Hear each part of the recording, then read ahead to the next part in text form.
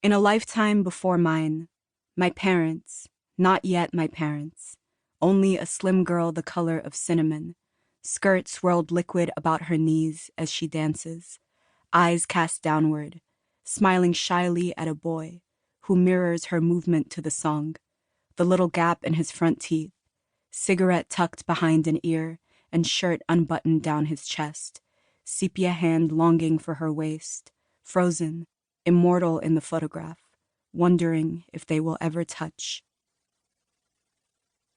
The photographs of my father are everywhere. Alone in a suit, framed in the living room, seated with his afro full, taped to the mirror of my mother's dresser.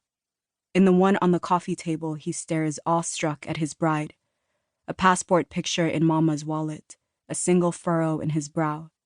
I like the ones of him younger, rounded and serious as a child, dusty-kneed as a teenager, crowded with other boys around a ball.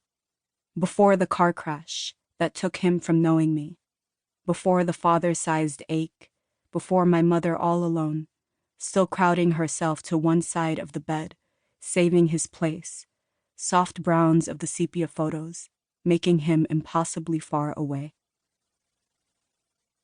In this photo, my mother is alone, as I will come to know her.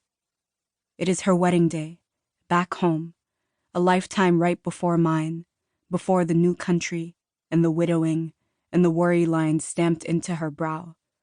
Her eyelashes painted dark beneath a headdress of silver coins strung across her forehead, and her hands, floating up to fix the arch of her headscarf, soil-colored blooms of henna twisting from both elbows to each finger. A different country, a different life, the henna since faded and the story hushed to memory, to old bits of song from oceans away. We are no longer back home. The headdress has been sold and my mother is alone, is at work, is rushed in her headscarf and blue jeans, and it hasn't been her wedding day in years. Her name, Aisha, means she who lives, but mostly she goes to work and comes home tired and watches television. And sometimes, in the television's blue glow, her eyes make tears that do not fall.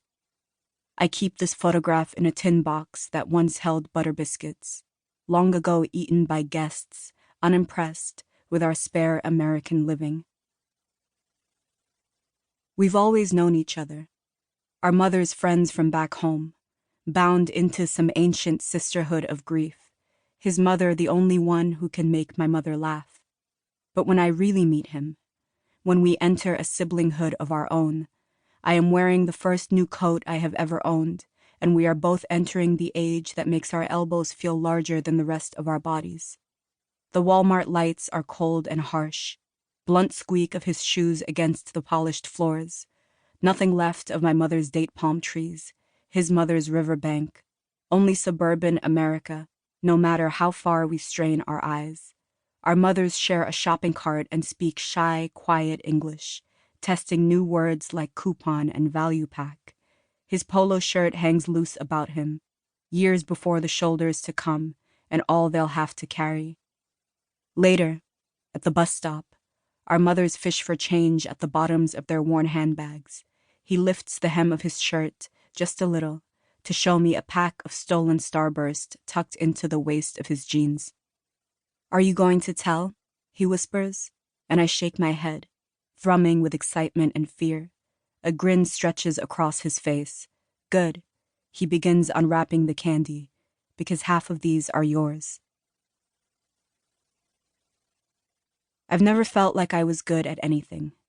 Haytham, for all his atrocious grades, is at least good at people, while I am a solid B- in every class and barely scraping a passing grade in any social interaction, muttering and burdened by the shadow of an accent that I cannot manage to make charming. At school, Haytham and I separate for the day. He's repeating 9th grade and we now have different lunch periods, where I sit with an assortment of others, all citizens of the social margins, and though assembled, we do not talk. We poke glumly at our wilted lunches.